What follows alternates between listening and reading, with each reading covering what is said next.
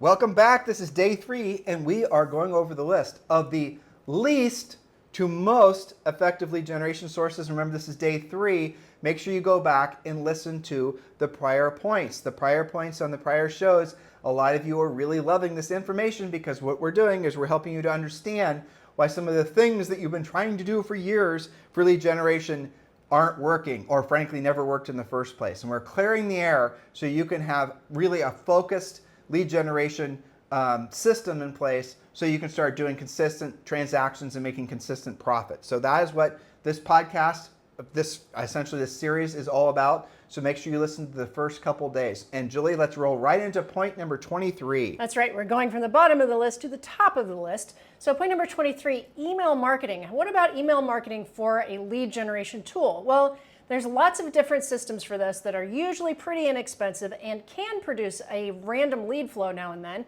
However, they should not be seen as a replacement for actual conversations. These are things like emailed newsletters or market reports or updates, automated messages. Yes, you can set it and forget it, which of course we know everybody likes.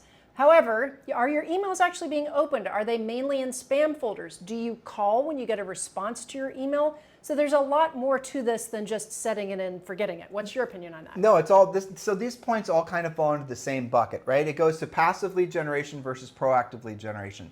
So let's say, for example, you've got this great email campaign or your great email list. And let's say they're your centers of influence, past clients, you followed our coaching, you built this kick-ass list, you've got complete data, you're ready to go. And now you're thinking, well, what should I do? Should I do a social media campaign? Should I do a newsletter to them? Should I, maybe pick up the phone and call them? The first two things, frankly, are going to cost you a lot of money, and you're leaving a lot to chance. Picking up the phone and making the phone calls will cost you time. But the picking up the phone and having these meaningful phone conversations where you're going to follow our scripts and our conversation outlines, that's going to result in you making more money and actually having a much higher net profit. Now, if you still choose to do the passive lead generation, the social media campaigns and the rest of it, that's fine. But you've got to be doing the proactive lead generation and if you have to choose between one or the other, do the proactive lead generation because it's going to give you consistency of lead flow because there's going to be a direct correlation between your effort and the results. Your effort's going to be controlled by the amount of time you're going to put into the activity. The amount of time you're going to be putting into the activity will have a direct result in how efficient you get at it because the more you do it, the better you're going to become at it, right? You're going to develop skills. Well, that's what happens when you use something over and over again. And then what's going to happen is you're going to start generating consistent business from it. And then here's where your big epiphany is going to happen. You're going to realize every single day you can wake up and you can do proactive lead generation every single day on a consistent basis, and you will then see consistent income happening. No more ups and downs. The normalcy that some agents profess is this is just the real estate industry. 1 month you make money, and the next month you spend it all and you don't have any. That isn't the way it's supposed to be if you actually follow a proven system. The agents that have the ups and downs are the ones that are doing primarily passive lead generation. Again, be clear, Julie and I we love marketing, branding, and advertising, but we love it in support of the proactive lead generation where you're having meaningful conversations. In a world where everybody's doing things passively and everything's about social media and being an influencer in one degree or the other, the agents, the professionals that are actually having the conversations are the ones that are making all the money. You should know that by now. If not, well, I just told you the truth. Point number 22. All right, number 22, blogging or content marketing, content creation, such as answering questions about real estate on different platforms, writing articles on your own blog or website, Nextdoor.com posts, WhatsApp that have specific curated groups on WhatsApp, apartment therapy agents sometimes used for first-time buyers who are looking to buy instead of rent, and private Facebook groups for neighborhoods or HOAs. Now, it's a low cost of time and a low cost of money and may net a random lead now and then, but it's not predictable, so it doesn't make it through that filter. It's also not expensive, so you can budget 15 to 30 minutes a day to keep your presence on a few sites, but don't consider it a lead source as a spoke by itself. Because it's not consistent, right? That's right. So you see how as we go higher on the list, we're judging these things by their predictability and their expense. So this is something that some of you guys could do with virtually no time, and it doesn't cost a lot of money, but it's also inconsistent as far as what it's going to do. But done correctly, it will reinforce your proactive lead generation. Yes, that's right. I'll give you an example in a second. You are most likely to get results from the particular neighborhood blogs and apps, especially around your listings, or maybe you're looking for new inventory for your buyers. I'll give you an example because I have had coaching clients get some results from this, especially on Nextdoor and on WhatsApp. Well, when they're dealing, but define it, Jules, when they're dealing with very specific, drilled down niche type neighborhoods. Example. Okay, so coaching client in Louisiana. She posted a just sold this. Now this had multiple factors, right? It was in her neighborhood, which she has marketed to before, where she has a strong center of influence. So we already have that as a basis, right? A just sold. She posted on Nextdoor and said she did a combination of something she learned from Premier Coaching, the good news, bad news post. The good news is I was able to sell a house in this neighborhood, name of the neighborhood, because we're on Nextdoor, and it was like 21 hours or something really fast with multiple offers. The bad news is there's nothing else for sale in here, and there's 5 people who also wanted to buy this house. So I'm posting as a cry for help. Who else knows that you're going to move this year? Because I probably already have a match for your home. You guys get it? She got not 1, but 2 listing leads off of that. But so that is an example. Again, we like this. This would be something that all of you guys could do and probably should do. Yeah. Choose your neighborhood, wisely. And I know where we live, there's various Facebook groups and there's WhatsApp groups where a lot of, it's not obviously all the neighbors, but a lot of the neighbors. It's very robust, though. Very robust, and that would be a great source to go in there and at least get to know folks. And then when you go to the live events, that are mostly what the WhatsApp groups are talking about, they're going to know you from the post on WhatsApp. And then what you're doing is you're combining being a proactive lead generator and being a passive lead generator, and that's where the secret sauce actually happens. Yes, but I would agree with you. The more particular you can be, the more drilled down, the more likely you are to get results. I talked about WhatsApp and Nextdoor. You talked about some of the Facebook groups. Like for us, it's Dorado Beach Real Estate is its own Facebook thing. So we're starved for inventory here. People go there looking for what's happening in real estate. So you can do that. I like it because even though it's not a spoke by itself, it's low time commitment and it's low expense. But look at what it isn't, though. It isn't a place where people, your example aside, is not an example of where people are actually going because they're thinking about buying or selling real estate. That's true. You're just going there to make conversations that are online that you're hoping to take offline. That's all that is. Yes. So let's move on. Agreed. Point number 21. All right, number 21 is Google pay per click. Costs. Typically, a small campaign will cost $500 to $1,500 per month. How many months of this expenditure can you budget while you learn how to optimize Google pay per click? And obviously, if you pay somebody to do it for you, it's even going to be more expensive. That's just straight up on your ad campaign. So when they come to you and they say they'll run your pay per click campaigns for you, that's not including the actual money that's going to the actual ads on pay per click. Very well said. Now, skills required if you do try and figure it out yourself, the ability to write compelling, effective, and targeted ads that actually produce. Time required depends on how good you are at writing copy, creating a high converting landing page, and converting any leads that you do generate. The ROI depends on many, many factors. That's why it's lower on the list. For this reason, again, we rate it lower on our list. It's unpredictable, it's not duplicatable, it costs you time, it costs you money. You might have to hire somebody else to help you figure it out. Meanwhile, you're spending money before you've actually earned the money from this lead source. Anything you'd add to that? It's not predictable, it's not duplicatable, and it's not inexpensive. So, I mean... And it's complicated. I remember when all the pay-per-click stuff, I remember very clearly, it was when we were selling real estate, and Google just started doing pay-per-click. Yep. And I remember it was over a long Christmas break, and I was messing around with it, and I remember we were absolutely killing leads from it because pay-per-click was brand new and everyone was curious about it. But it wasn't, and I remember when Realtor.com started doing a similar thing, and you could hyperlink out of the Realtor.com ads, you could actually run a direct lead from and it didn't cost you anything. All this stuff was free. I promise you guys, that shit really worked, but obviously now it's all changed. It's become oversaturated. There's too much competition. The consumers are, everything's changed.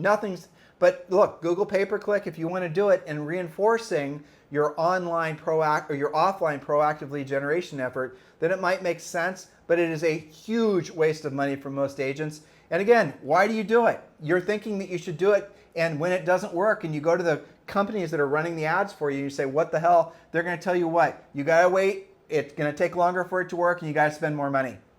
Have you thought about updating your landing page? See, anytime they're going to come up, when you hold somebody accountable, you're trying to hold somebody accountable, and they flip it back on you and say the reason that what you're paying for them to do isn't working is your fault, it's a lie.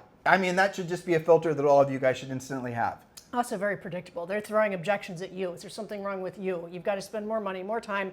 Your message isn't right. Maybe you need to buy another zip code. All of these things. Now, if you're running a pay-per-click campaign for a product, or maybe it's a new subdivision and the pay-per-click campaign is going to be going to particular communities that would be the natural move-ups to that new subdivision, and you really, really spent a lot of time and effort and really drilled on it, well, that's going to generate some activity. But why the hell don't you just do some open houses instead? Yeah. Right? Why are you doing one or the other? Well, you have to do the pay-per-click campaign to get people to do the open houses. When people are driving around the community and they see signs for open houses, especially for a new community, they're going to follow the signs. Use your own logic. Look to see how you behave.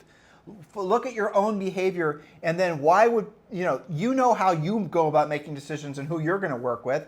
It's almost always what? Who you already know, a referral from a trusted friend or advisor, and then we know that less than 10% of the people, less than 10% of the time, when someone's choosing to especially hire a service professional, are they actually responding to an ad.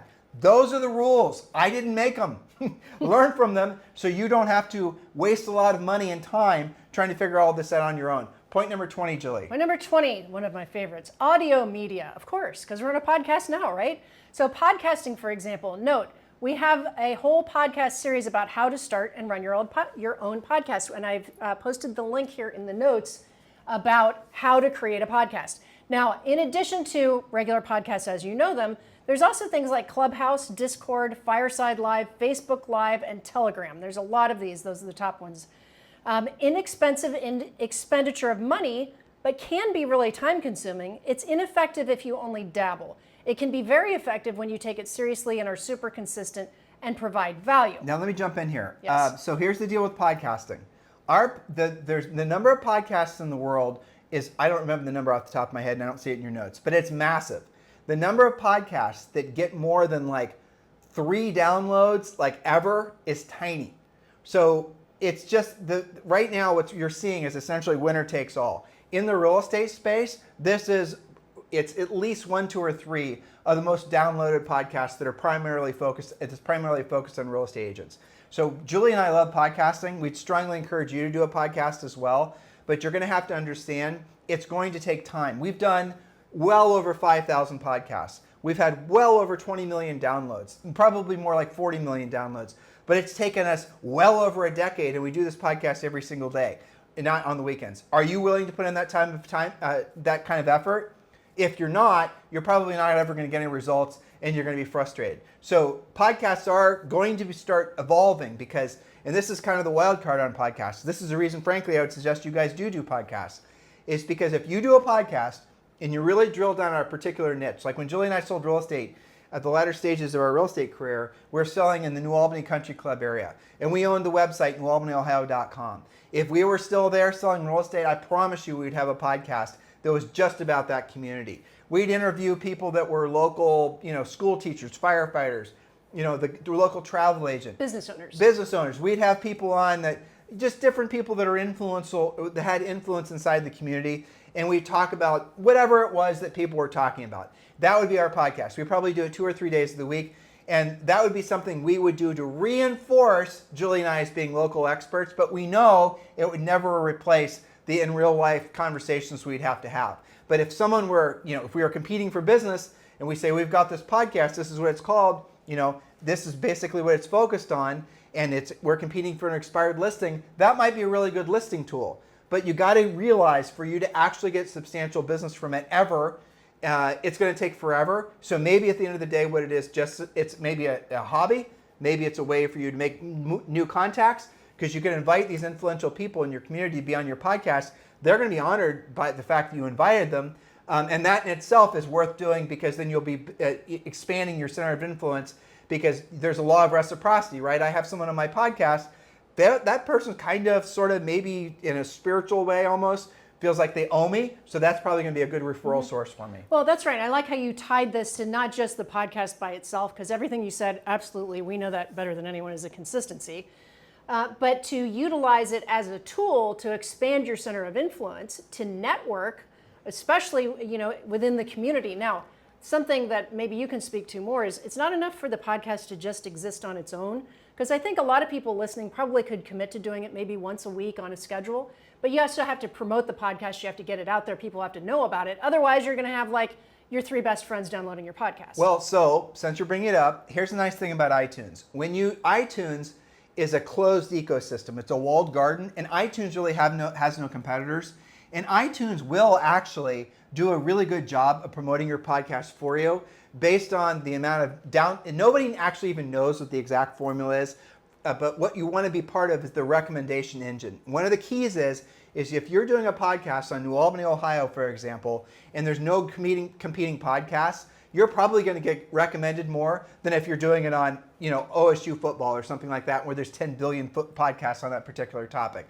So if you niche down and you're doing a podcast and you're doing it consistently, iTunes will actually be your ally and help pumping that out to other people that are maybe also, and they know from, essentially they know from the person's download history, this person obviously is interested in Central Ohio, they're interested in real estate, maybe they'll like this podcast, and they do the work for you, and you don't have to spend any money on that. So iTunes is a very special little widget that's, I think, uncorruptible. You can't fake downloads. You can fake YouTube views. You can fake subscribers. You can fake everything on social media, but you can't fake podcasts. That's the reason also you see a lot of people that are social media influencers on YouTube, and then they start doing podcasts and they get no downloads because they are buying all of their YouTube subscribers and YouTube views, and when they try to convert that to podcast, you can't cheat that system. So in essence, what happens is the truth is known. That's the reason, I'm going to say this again, you see very few people go from video formats to being successful in audio because it doesn't translate. But you see a lot of people going from like what Julie and I are doing on audio and then translating to success on video. But it doesn't go the other way. I've probably given you too much information. As far as equipment, here's all you need. We use, what is this? Rode Wireless Pro. We don't have any fancy equipment. We used to. We got rid of it all. And then we use an app. It's plugged right into my iPhone. It's called Fairwrite. And our workflow is this. Julie and I do the podcast. We read our podcast. We do the notes. We vamp. Then we upload the podcast to Google Drive. Then our virtual assistant in the Philippines, she does the rest. She loads it to iTunes. Then we have a video editor that will make the short form videos for all the short form video platforms. And the long form video, that goes on YouTube. And that's the whole system, right? That's basically there's different, if you go to like Upwork and you look for somebody that will be your podcast producer, those are your keywords, you'll find a billion people that will probably charge you no more than $20 or $25 per podcast. And then you're left having to create the notes and then obviously record your podcast. But don't think any of this is difficult. It's not. And it's not expensive either. No, it's not. The difficult part is the consistency. So don't worry about this costing you a lot of money, because if you guys don't know yet, Julie and I don't like spending a lot of money. So we're inherently cheap. So as a result, when you see us doing something, you can pretty much guess it's been fully vetted to work and produce the maximum output as far as results. Point number 19, Julie. All right, point number 19, Boomtown, KV Core, other similar platforms. Now these are generally not too expensive to set up, but it will cost you more money to systematize it, upgrade it, and optimize it. Your results will vary greatly depending on the actual money you spend and how good you get at using it. Much more effective when you call anybody who responds to any of your campaigns, not just bouncing it back or auto-responding them. But our favorite in this category, because you get it for free at EXP, normally it's $500 or more per month, is Making It Rain, or KV Core. It's KV Core, but under that, Making It Rain. Right. EXP Realty's digital lead generation program is designed to drive home buyer and seller traffic to your KV Core websites.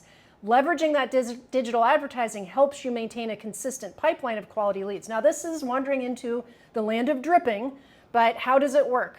Digital advertising campaigns, there's lead capture, there's training and support. When you integrate Making It Rain with KV Core, agents can automate and optimize some of your lead generation processes. But again, just having it exist and running in the background and setting it and forgetting it will not create more leads for you. There may even be leads that you don't know about if you're not used to actually converting them using the scripts. So there's a lot to this. But if you have to choose, I do like KV Core and Making It Rain, especially if you're an EXP agent. So about EXP, Julie and I, one of our best business decisions we ever made was joining with EXP in 2019. We are certainly interested in sponsoring you at EXP Realty, and we've made it very easy for you. If you're listening to us on iTunes or Spotify or Stitcher or YouTube or wherever else, you can see there's a link to our EXP website. You could just go and check out the reason why literally thousands of agents are aligning with Julie and I at EXP as their EXP Realty sponsors. The link is down below in the show descriptions. Or if you'd like, if you're ready to land the plane and you have not yet chosen your sponsor at EXP Realty, you've decided, well, you know what, I'm going to definitely join EXP. I've not chosen a sponsor. Already feel emotionally and spiritually aligned with Tim and Julie because I listen to their podcast every day. You can just text me directly at 512-758-0206, 512-758-0206, and just give me a brief bio on your real estate background, and we'll pick the conversation up in real life, and then we'll move forward in helping you join EXP. But if you're just looking to get started and you're ready to change brokerages and you're looking for more information on EXP, you can text the letters EXP to 47372. Text the letters EXP to 47372, and we'll text you back a link to our group's website. Or if, again, you're on iTunes, Stitcher, Spotify, we're on like 30 different platforms. You could just scroll to the show description below, and you can click the link and go right over to our website. So your 3 ways forward to join us at EXP is you can text the letter EXP to 47372, and we'll text you back a website link. You could scroll down below if you're on YouTube or whatever, and you can click the website link and go right to our proprietary website where you can learn about all the benefits you get with aligning with Julie and I at EXP. Or if you're ready to land the plane, if you've got maybe a team or a brokerage, you could text me directly at 512-758-0206. Either way, you should seriously be considering joining with Julie and I at EXP Realty. Julie, point number 18. All right, our lead sources are steadily improving, both with ROI, predictability, and results. Okay, so number 18, your professional sphere of influence or center of influence. Now, who is that? Mortgage people, title company managers and closers, home inspectors, stagers, closing attorneys, probate attorneys, home maintenance people, estate sale contacts, consignment store owners, plumbers, painters, carpenters, electricians, anybody who fixes your inspection problems. Now, note to self, and I only did part of the list, but that was a lot of people. All of the people I just mentioned come into contact with potential buyers and sellers all the time. But this is what's really critical. Yes. You can't just assume that your home inspector is going to send you leads. Right. You can't just assume the title gal who sells you title insurance is going to send you leads. You cannot just assume your candlestick maker, your cobbler, your roofer are just going to send you leads. Because after all, they all know you're in real estate. You're famous after all. Everyone's going to send you leads. You have to ask. That's right. And you have to ask using our conversation outlines. Oh, by the way, Bob, who do you know is thinking about buying or selling real estate that I should be helping in this market? Hey, Bob, I've set a goal for myself for this month to help 3 people buy a home. Who do you know that I should be helping? You've got to ask everyone, and then you've got to consistently remind them. If your ego is too big to ask for business, that's the reason that your paychecks are non-existent or frankly too small. There's a direct correlation between the number of people that you offer to be of help to and the amount of money that you're going to make. It's not difficult. That's right. So your strategy, not just assuming, as Tim said, even maybe you send tons of business to your carpenter. Don't assume that just because you're doing that, he's going to think about you every time he's got a real estate lead. So you've got to have a strategy. Every time you contact somebody on the list, and the list is extensive, ask them, Tim's script, who else do they know who could use your help buying or selling real estate? I've set a goal of helping 3 more families this month. Who do you know where you could help me out? Dedicate 1 to 2 hours weekly by calling people in your professional sphere, sending them referrals, asking for referrals. Train them that you are their go-to real estate person. To Tim's point, you have to actually ask for the business. Now, this is higher on the list. This is number 18 because it's free. It's a little time consuming, but not too bad. It's a bit unpredictable, or it would be higher. But it is still worth doing because even 2 or 3 referrals per year could net you tens of thousands in commission based on the average commissions going around. And by the way, these people are all essentially dependent on you selling a house for them to get business. Yes, they're real estate adjacent. Right, so the law of reciprocity is working in your favor. Oh, and by the way, go to the previous point and maybe have some of those guys as your first podcast guests. I mean, I'm not saying that having a title insurance rep is going to be that interesting to listen to, but you never know. Well, but there are other people on the list that would be interested. You could talk to a rehabber, a contractor, a builder. You can talk to people and make it more interesting, especially if you keep it local. Yep. So what we're starting to talk about is maybe you combine several spokes and they start to take care of each other. Do you remember Mark Yerke in Columbus, Ohio, who we'd used for certain types of mortgages? Yep. And he had that TV show, or he had that radio show on AM. He had us on it a few times. Yeah. So it's not on our list because hardly anybody listens to AM radio anymore. Podcasting has replaced radio. Yeah. It's basically the same thing. But yeah, so I threw that in there because I just had that memory of how Mark would always try to send us business, and he'd always try to reinforce the relationship with us, and we'd reciprocate, obviously. Well, that's the point, right? Your professional center of influence. That's what we're talking about. All right, one more point today? Okay, yeah. Number 17. And this one I really love because not many agents work this. Assisted living care facility housing intake coordinators. There's no cost to you except your time for a few meetings and follow-up calls. Fact, people often pay for their assisted living care and housing by selling their home. So use your pre-listing package that you learn in Premier Coaching, have coffee with the housing intake coordinator, and offer to be a liaison to help with a smooth transition. There is little or no competition in this end of the business. You can be effective immediately because all of these assisted living care housing intake coordinators, they have leads all the time, okay? You can be effective immediately. It could also take a little bit of time to build relationships. And I do coach this with my individual clients, not all of them, but many of them are developing this spoke. It's not enough to just have one relationship that you have coffee with once. Having a strategy, identify there's different types of assisted living care that are out there. Some of them are more housing oriented, condos, patio homes, stuff like that. Some of them are more medical oriented, but identify the ones that are more house-ish, right? Identify who's running as a housing intake coordinator, get those names, send them a letter ahead of time, follow up with a phone call, set up a coffee, lunch, or brunch, bring your pre-listing package modified, and we do teach this, I teach this with my coaching clients. You can modify with an additional page where you talk about the things that you can do to help with that transition. One of the most common things is what are they going to do with their pets? There's pet rescue. There are some facilities that allow you to have a pet. There's different things that you can talk about to provide services, estate planning, all of that kind of stuff. So I like this spoke because it's proactive and inexpensive. Do you have probate attorneys on your list? Yes. Okay, I figured you did. All right, so we are going to pick up tomorrow where we left off today. Hopefully you're loving this podcast series that we're doing. Hopefully we're giving you guys a lot of clarity about why things work, why things don't, what you should be focusing on, where your spokes are maybe needing replaced. Things that worked in the past don't necessarily work now. And don't think that because something's not working now, it's your fault. It's some deficiency with you. Nope, it just changed. So you need to adjust. You need to adapt. That's just the nature of life.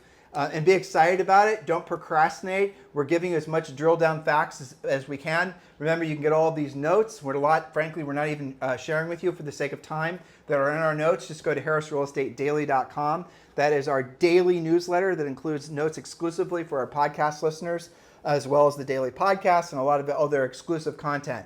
harrisrealestatedaily.com. Make sure you subscribe. We'll talk with you on the show tomorrow.